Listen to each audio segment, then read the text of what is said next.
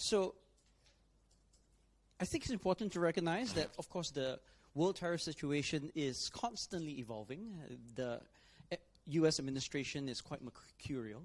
So to that extent, it is, while it's true that we are entering a period of greater policy uncertainty, I don't think it's baked into the cake that we will definitely be going into massively hard times.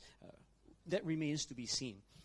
Now, I think I mentioned earlier on that I framed some of our policy proposals in terms of how they would help Singaporeans to cater to the ongoing trade tensions. But at the same time, previously the Workers' Party had released a statement on how we can do that. I'll just reiterate one point, for instance, and I think that's important, and that is that Singapore, as a small player in the global system, it is absolutely imperative that we work within a broader coalition of trade partners and trade blocs. So this includes ASEAN, obviously, in the first instance, but we are, of course, members of many other ones.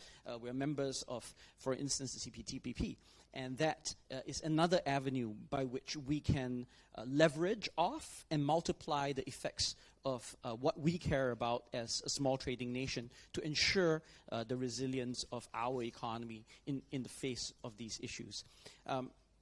I will only add that, of course, we don't know what the committee will ultimately propose. We look forward, if we are given the opportunity, to be able to scrutinize and debate these issues in the context of Parliament, because it's absolutely important that this kind of decisions are not made without accountability, but rather with feedback that comes from perspective across the entire political spectrum. And just to add to that, I think it's important as we try and take our country forward, not to only focus on the negatives when it comes to these tariff issues, the trade wars, because in every crisis there will always be opportunities that we can take advantage of, and we must be nimble and we must be able to make a shift quickly in policies in order to take advantage of opportunities.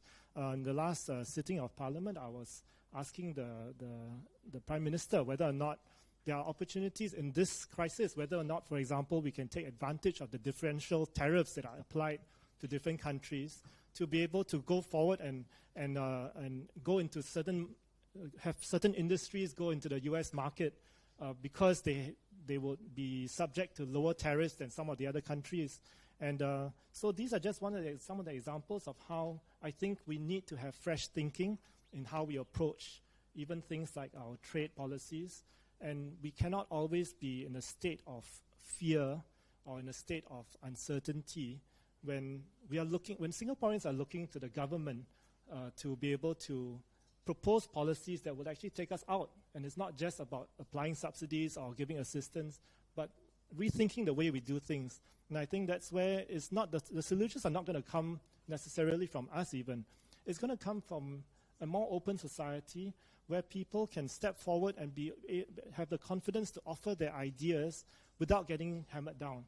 And I think that's the society that we want to try and advance in Singapore.